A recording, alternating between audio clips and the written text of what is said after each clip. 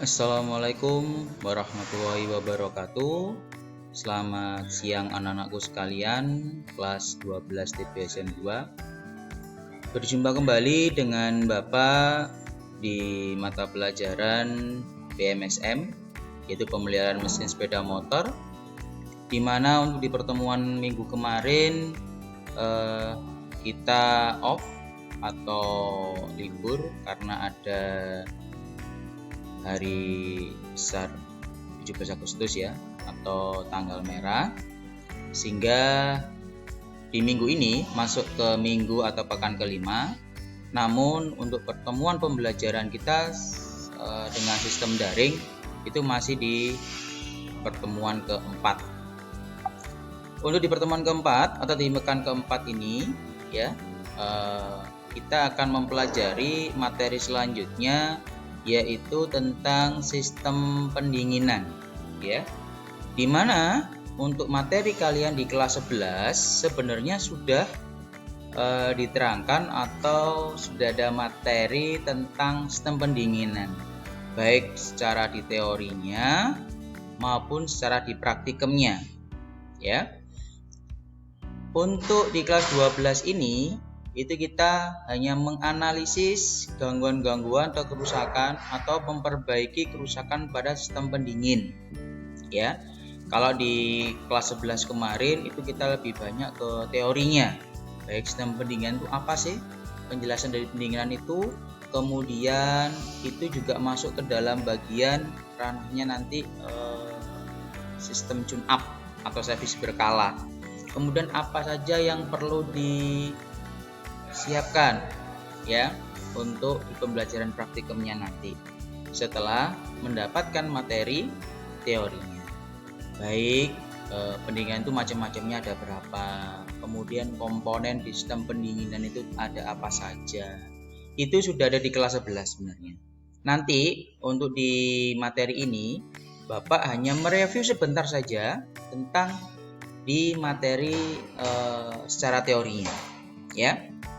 Contohnya ada di sini, ini ada di buku guru pembelajaran, baik siswa maupun guru Bapak, itu juga Bapak sama, yaitu mempelajari materi-materi ini Mas ya. Jadi yang pertama menelaah sistem pendingin sepeda motor, mendiagnosa kerusakan pada sistem pendingin, itu apa aja diagnosanya, kemudian memperbaikinya ya. Ini tujuan pembelajarannya. Indikatornya sama tadi ya, dengan di tujuan menelaah, mendiagnosa kerusakan, memperbaiki. Nah, Bapak Andi hanya mereview saja materi di sini, di modul ini ya. Sebenarnya materi modul ini juga bisa saya berikan ke kalian, namun nanti kalian akan bingung karena materi cukup banyak sekali. Jadi saya kita bahas per tiap KD saja atau kompetensi dasar ya. Nah, ini secara teori saya ulas sedikit saja ya, nanti paling nggak 2 menit. Proses pendinginan pada dasarnya yaitu proses berpindahnya energi panas dari bahan energi panasnya lebih tinggi ke bahan yang energi panasnya lebih rendah. Misalnya, logam yang temperaturnya tinggi disiram dengan air yang temperaturnya lebih rendah, maka temperatur logam tersebut akan berkurang karena sebagian energi panasnya berpindah ke air yang temperaturnya lebih rendah. Ya, ini secara teori untuk dibahas pendinginan seperti itu ya. Nah, kemudian di pendinginan bentar ya. Nah, tujuannya di sini pendinginan yang baik selain mempercepat pencapaian temperatur kerja mesin dari kondisi mesin dingin dan menjaga temperatur kerja mesin konstan, juga berfungsi yang pertama, mengurangi beban panas komponen mesin, menghindarkan oli menguap bahkan terbakar, menghindarkan temperatur oli yang terlalu tinggi sehingga dapat mengurangi kemampuan lumasnya, menghindarkan bahan bakar banyak menguap yang dapat menimbulkan terbakar sendiri, memperbaiki pengisian silinder, melindungi mesin dari korosi atau karat, mengurangi atau meredam suara mesin melalui mantel atau ruang air pendingin pada mesin seperti itu. Ini fungsinya juga seperti itu ya. Kemudian pendingin itu meliputi apa saja? Ada pendinginan udara dan pendinginan air, serta kombinasi pendinginan oli dan udara. ya. Nah, di pendinginan udara bisa dilihat di sini di modulnya membutuhkan ruang kendara yang sedikit karena tidak memerlukan radiator, ventilator dan termostat. Ya, ini saya mengulas materi kelas 11 ya di awal supaya nanti biar sebagai pengingat saja ya di pertemuan keempat ini. Kemudian hampir tanpa perawatan, hanya membersihkan permukaan sirip-sirip jika kotor. Jadi dikatakan pendingin udara itu kalau kamu melihat di konstruksi kepala silinder yang ada sirip-siripnya itu bukan sebagai pajangan atau istilahnya bagus-bagusan pada di kaca motor. Itu fungsinya adalah sebagai pendingin udara, Mas. Sirip-sirip tersebut, ya. Seperti itu. Mesin cepat mencapai temperatur kerja karena tidak ada air pendingin yang menyerap panas. Pembuatan mesin lebih murah, memerlukan celah yang lebih besar.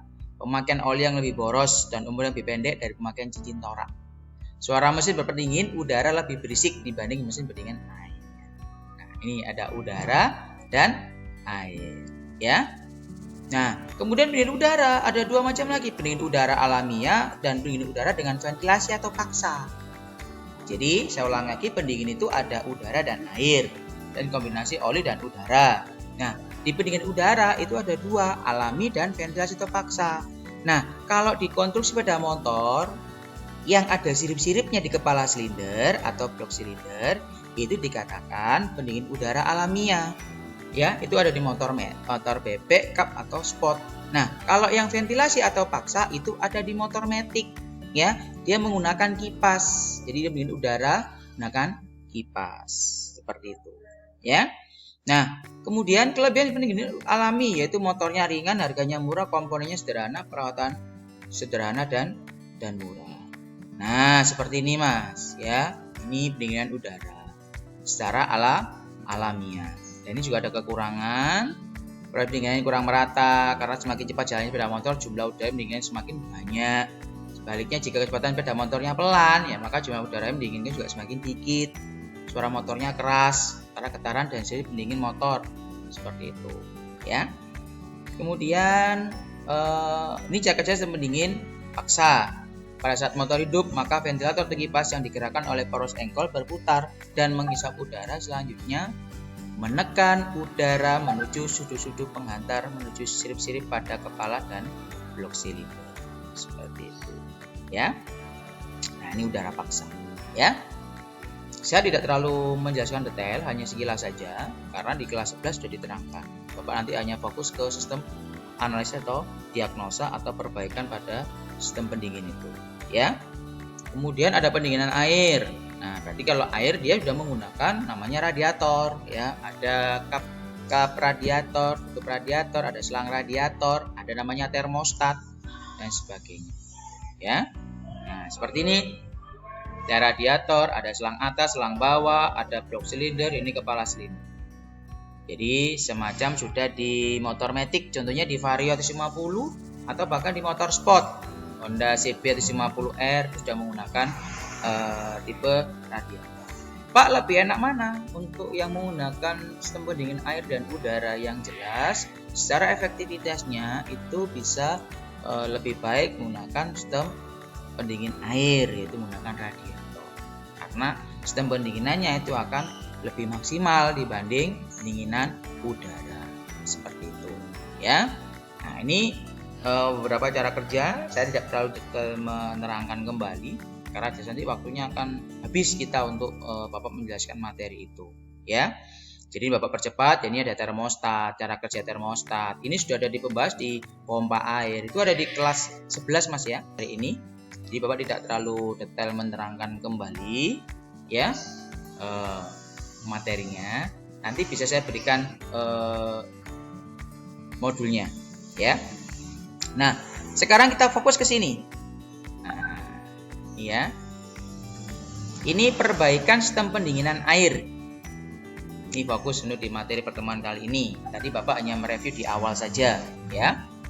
Sumbernya ini modul pedoman reparasi atau BPR Honda City Sport One PT Astra Honda Motor, ya.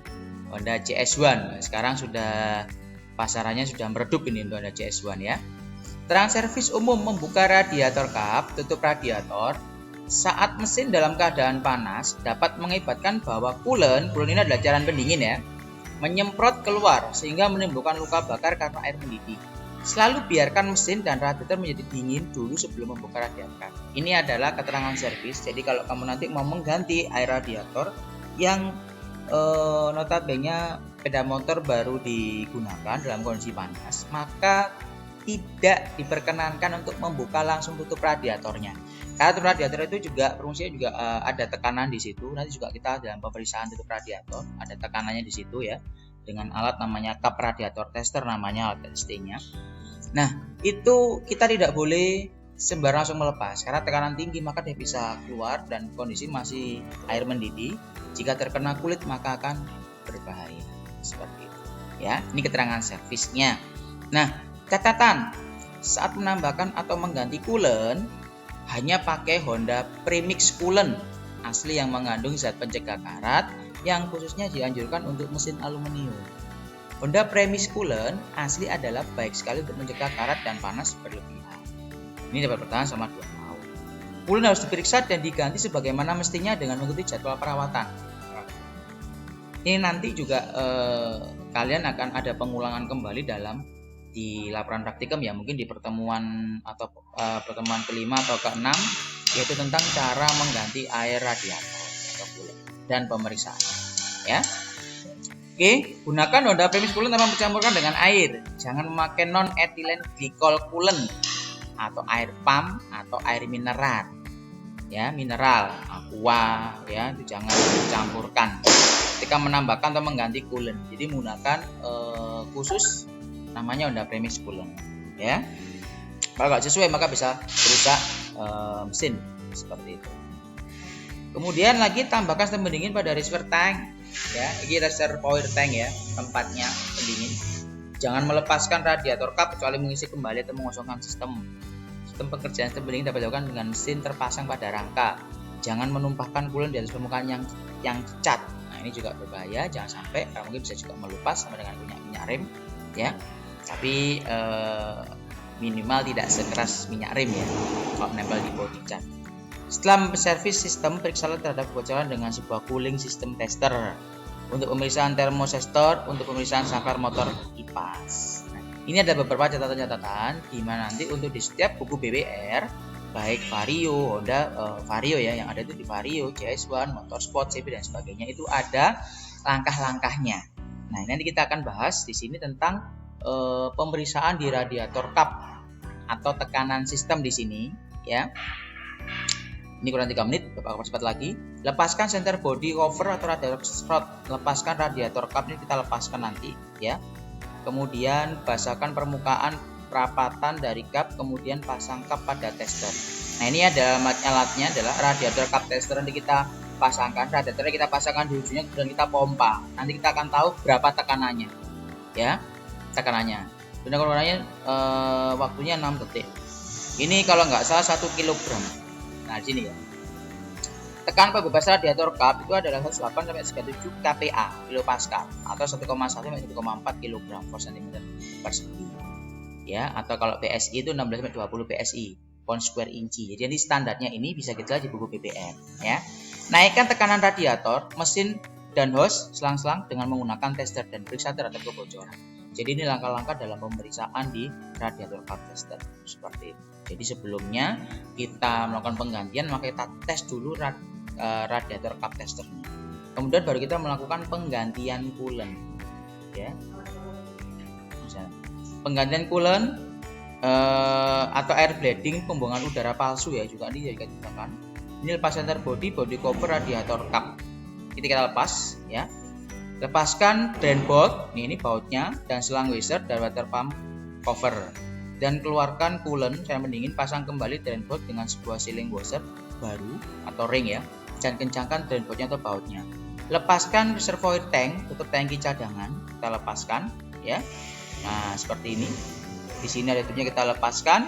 Spun hose radiator, keluarkan coolant reservoir, lepaskan kedua bolt, kosongkan bolt dan gas dengan bagian dalam dari reservoir dengan air. Pasang sipon hose pada klem dan sambungkan ke radiator. Oke, cukup sekian dari Bapak. Untuk materinya hanya masih ke kap radiator, kemudian sama pengosongan di reservoir tanknya. Bapak akhiri, wassalamualaikum warahmatullahi